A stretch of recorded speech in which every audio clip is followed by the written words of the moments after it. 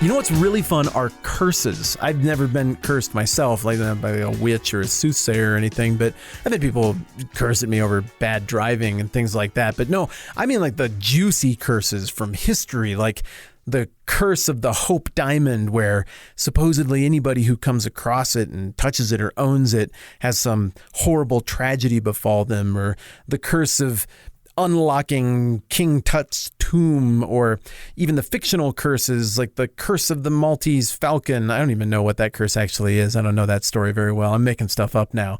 But it's fun. It's Halloween fodder and it's mystery and all of this. And as much as it seems like pure fiction, the reality is that the curse thing actually has a basis in the Old Testament.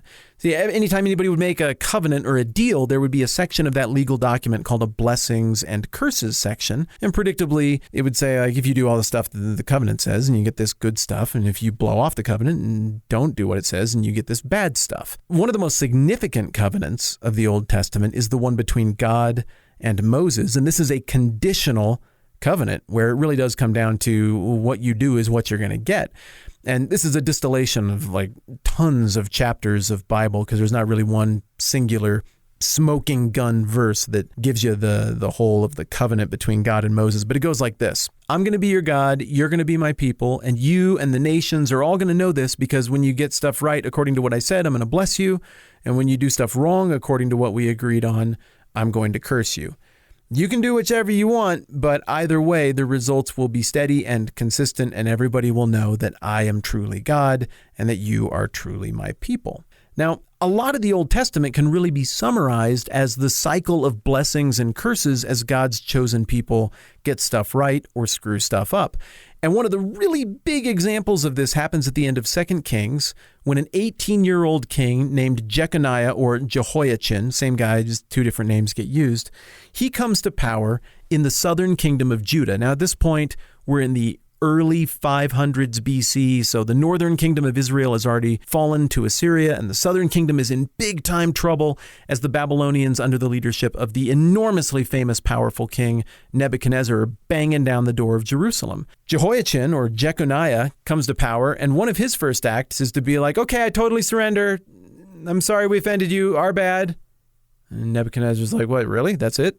Okay, cool. Well, I guess I'll take you all in to captivity then, like thousands of you, and I'll take your army and I'll take all your money. Because Jeconiah just waves the white flag, maybe trying to save his own hide, well, everybody's pretty unimpressed, and the whole curse thing is what follows. And in fact, Jeremiah, the prophet who is a contemporary of all of this activity in the early 6th century, relays aloud a curse from God that is in keeping with the covenant that God made with Moses. And the curse is, frankly, pretty withering. It goes like this: As surely as I live, declares the Lord, even if you, Jehoiachin, son of Jehoiakim, king of Judah, were a signet ring on my right hand, I would still pull you off. This is Jeremiah chapter 22. I will hand you over to those who seek your life, those you feared, and Nebuchadnezzar, king of Babylon, and to the Babylonians. I'll hurl you and the mother who gave you birth into another country, where neither of you was born, and there you will both die. You will never come back to the land you long to return to. Is this man Jehoiachin a despised broken pot, an object no one wants? Why will he and his children be hurled out, cast into a land they do not know? Oh, land, land, land, hear the word of the Lord. This is what the Lord says: Record this man as if childless, a man who will not prosper in his lifetime, for none of his offspring will prosper. None will sit on the throne of David or rule anymore in Judah. I feel bad even reading it with inflection, because I'm not qualified to say those kind of things about anybody, but I guess Jeremiah was. And this is a brutal takedown. Now, you might be wondering, okay, well, that's interesting, but why are we doing this? Because aren't we working through genealogy in Matthew, and you're telling me some story about some king who's like in trouble or whatever? Well, the reason I'm telling you this is because that last part of what was said about and toward Jeconiah, or Jehoiachin, is theologically very significant. None of his offspring, none will sit on the throne of David or rule anymore in Judah. So if you're descended from Jehoiachin, it means you're not going to rule in Judah, and you can't sit on the throne of David. Fast forward to the genealogy of Jesus Christ, who is to sit on the throne of David in Matthew chapter 1, starting in verse, let's go with 10. Hezekiah, the father of Manasseh, Manasseh, the father of Amon, Amon, the father of Josiah. These are the people Jesus is descended from. And Josiah, the father of, Jeconiah and his brothers at the time of the exile to Babylon. Maybe it didn't say Jeconiah. Let's just keep reading. There's a typo. After the exile to Babylon, Jeconiah, was the father of Shealtiel, Shealtiel, the father of Zerubbabel. And then and just keep going through Eliud, Yezer, Matthan, Jacob, Jesus. Yeah, there it is right there in black and white. What is Matthew doing? He's trying to demonstrate that Jesus should be regarded as king. Why would he put together a genealogy that has like the name that everybody in the original audience would know? Just can't be king. His descendants can't be king.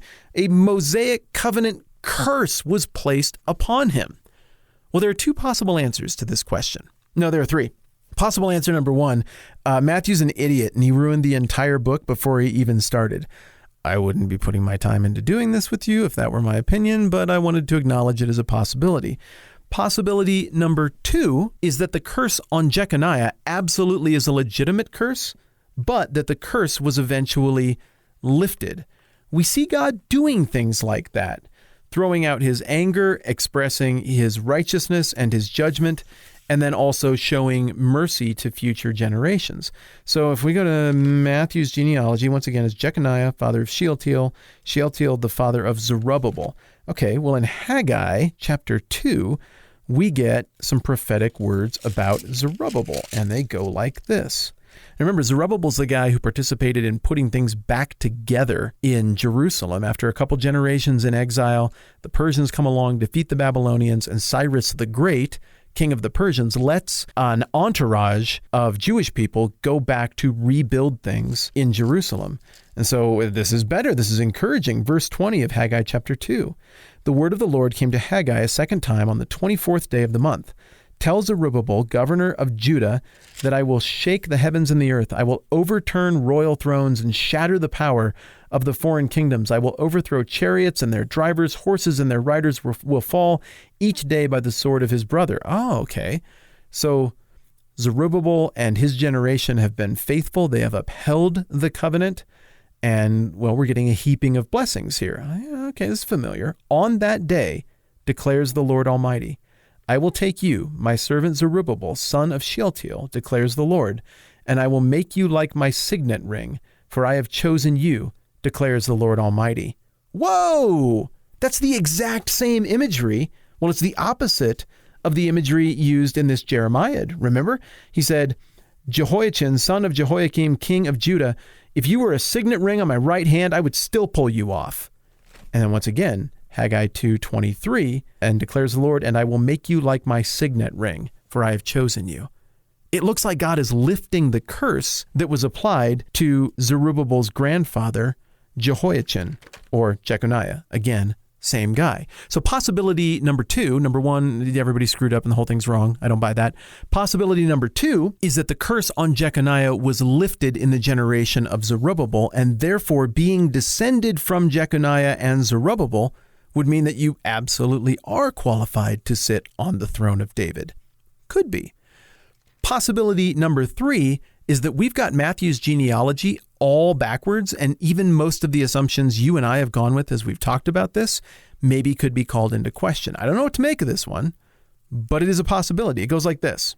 Matthew, with this genealogy, is maybe responding to a very common objection that the original audience had to Jesus. Maybe the Jews knew of Jesus' lineage through Joseph, and they're like, look, Joseph, his dad, is directly descended from Zerubbabel and ultimately Jeconiah. Now, all of your language about him being from David and other stuff, that's all swell and fine and good. But the problem is that in order to sit on the throne of David, you would have to be descended from David, but not from the part of the family tree that runs through Jeconiah. And Joseph is descended that way. Therefore, Jesus cannot be the Messiah and cannot sit on the throne. If that is the case, then what Matthew is doing here is genius, because he's shooting down that objection by showing that Joseph, who is the husband of Mary, of whom was born Jesus, who is called the Christ. He goes on, starting in verse 18, to talk about the birth of Christ. This is how the birth of Christ, Jesus Christ, came about. His mother Mary was pledged to be married to Joseph, and then we all know the story. Joseph isn't his actual dad. So it was thought that Joseph was his dad, but not actually. Okay, I think I've said this before, but we're dealing with the most controversial, difficult passage in all of the book of Matthew here.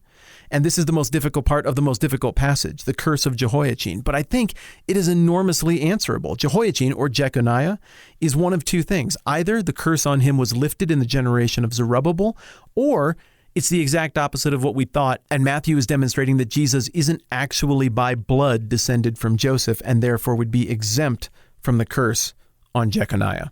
I think both answers to the question of the curse of Jeconiah really do have merit if we assume that Luke chapter 3, where everything is through the point of view character of Mary and everything is about Mary, and therefore in a subtle way the genealogy there is about Mary as well, then we get a double ticking of boxes where Jesus is exempt from being descended from Jeconiah through his fatherly line because he was adopted by Joseph, and he is still able to tick the box of being descended from David because he is the physical offspring of Mary who is descended from David. If we accept that, and there are questions there too, then it really all adds up.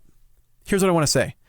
We're going to do one more conversation trying to land the plane on everything we're supposed to take from the genealogy, but this is a fascinating little wrinkle in the discussion, and it is either a glaring black hole and giant oops in the whole proposition about Jesus that Matthew just whiffed on, or the original audience would have also seen the genius that Matthew was operating with here, and that would explain why so many people signed up, because they believed this objection was addressed and that Jesus did tick all the right boxes as the fulfillment and completion of the themes and the story and the prophecy of the Old Testament. I'm Matt. This is the 10-Minute Bible Hour. One more round on all of this genealogy of Jesus next time around.